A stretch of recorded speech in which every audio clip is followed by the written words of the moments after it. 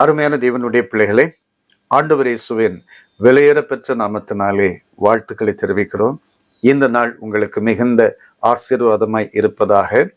இந்த காலை நேரத்தில் 91ஆம் சங்கீதம் முதல் வசனத்தை நாம் வாசிக்கும் போது, உன்னதமானவரின் மறைவில் இருக்கிறவன் சர்வ வல்லவருடைய நிழலில் தங்குவான். அல்லேலூயா. 91ஆம் சங்கீதம் நம்ம எல்லாருக்குமே பரிச்சயமான ஒரு வேத பகுதி. நிறைய நேரம் நம்ம இதில் சொல்லப்பட்ட வாக்குத்தத்த வசனங்களை எடுத்து நாம் விசுவாசத்தோடு ஜெபித்து கொண்டே இருக்கிறோம். தேவனாகிய கர்த்தர் இப்படிப்பட்ட ஒரு சங்கீதத்தை மோசேயின் மூலமாய் கொடுத்ததுக்காக நாம் நன்றி செலுத்த வேண்டும். ஏனென்றால் ஒரு அற்புதமான சங்கீதம் 91ஆம் சங்கீதம். இந்த சங்கீதத்திலே முதல் வசனத்திலே வாசிக்கிறோம், உன்னதமானவரின் மறைவில் இருக்கிறவன் சர்வ வல்லவருடைய நிழலில் தங்குவான். நான் இந்த புதிய ஏற்பாட்டின் காலத்திலே இப்படி புரிந்து கொள்கிறேன், தேவனுடைய பிரசன்னத்தில் இருக்கிற மனிதன் அவருடைய நிழலில் தங்குவான். ஏனென்றால் தேவனுடைய பிரசன்னம் அந்த மனிதனுக்கு, தேவ பிள்ளைக்கு ஒரு நிழலை போன்ற ஒரு பாதுகாப்பை கொடுக்கிறது.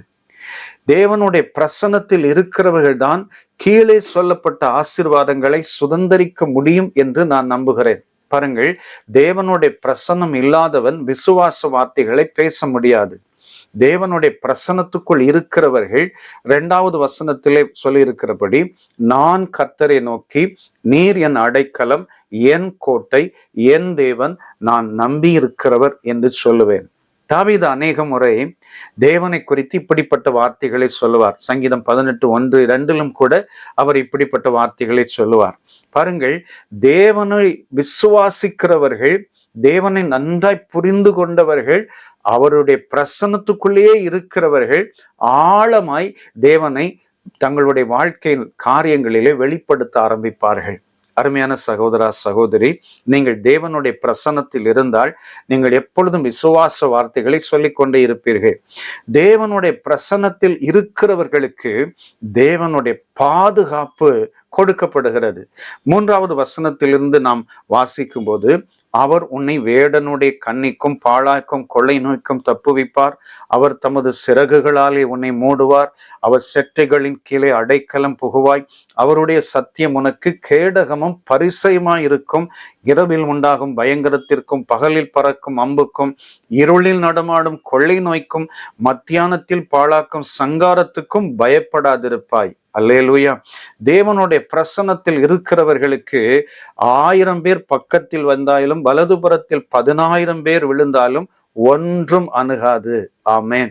தேவனுடைய பிரசன்னத்தில் இருக்கிறவர்கள் உன்னதமான கர்த்தரை தாபரமாக கொள்வார்கள். ஆண்டவருடைய அந்த அடைக்கலத்துக்குள்ளே வந்து விடுவார்கள். அவர்களுக்கு விரோதமாக எந்த கிரியைகளும் எழும்பாது. அல்லேலூயா. தேவனுடைய பிரசன்னத்தில் இருக்கிறவர்களுடைய வீடு ஆசீர்வதிக்கப்பட்டிருக்கும். வாதை உன் கூடாரத்தை அணுகாது, பொல்லாப்பு உனக்கு நேரிடாது. உன் வழிகளெல்லாம் உன்னை காக்கும்படி உனக்காக தம்முடைய தூதர்களுக்கு கட்டளையிடுவார்.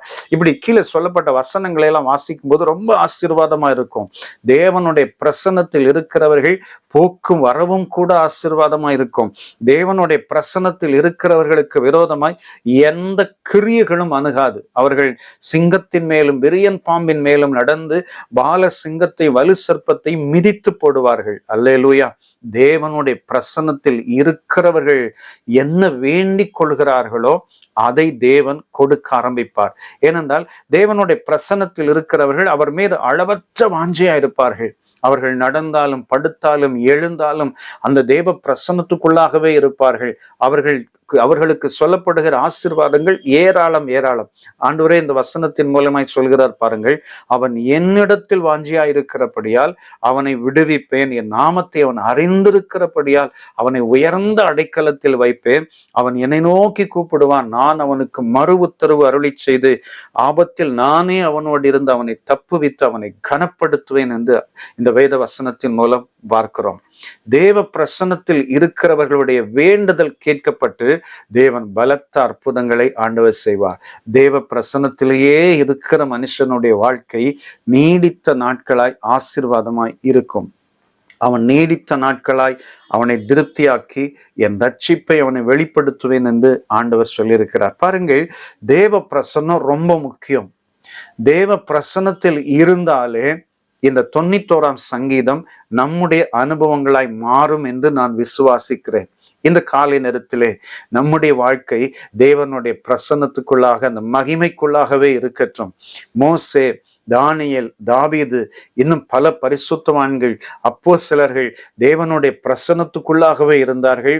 அவர்கள் தேவனுடைய ஆசீர்வாதங்களை, நன்மைகளை சுதந்தரித்தார்கள். அவர்களுக்கு விரோதமாய் உருவாக்கப்பட்ட ஆயுதங்கள் வாய்க்காமல் போச்சு. அவர்கள் ஜெபித்த ஜெபங்கள் கேட்கப்பட்டு பலத்த அற்புதங்கள் நடந்தது. இந்த காலை நேரத்திலே நாமும் தேவ பிரசன்னத்தில் இருப்போம். இந்த 91ஆம் சங்கீதத்தை நம்முடைய அனுபவங்களாய் மாற்றிக்கொள்வோம். கர்த்தர் நிச்சயமாய் பெரிய அற்புதம் செய்வார். நாம் கண்களை மூடி, ஆண்டவரே, உம்முடைய பிரசன்னத்துக்குள்ளாக நான் வர வேண்டும், உம்முடைய மகிமைக்குள்ளாக நான் வர வேண்டும். ஆண்டவரே, என்னை மறைத்துக் கொள்வீராக, உன்னதமானவரின் மறைவுக்குள்ளாக நான் வர வேண்டும். எனக்கு உதவி செய்வீராக. ஜெபிக்கலாமா? அன்பு நிறைந்த பிதாவே, உன்னதமான உம்முடைய பிரசன்னத்துக்குள்ளாக, உம்முடைய மகிமைக்குள்ளாக நாங்கள் கடந்து வந்து உம்முடைய நிழலிலே தங்க எங்களுக்கு உதவி செய்யுங்க ராஜா. இந்த 91ஆம் சங்கீதத்தில் சொல்லப்பட்ட அனுபவங்கள் எங்களுடைய அனுபவங்களாய் மாற உதவி செய்யுங்க. தாழ்த்துகிறோம். இயேசு இரட்சகர் நாமத்தில் கேட்கிறோம் பிதாவே. ஆமென், ஆமென். God bless you. Amen.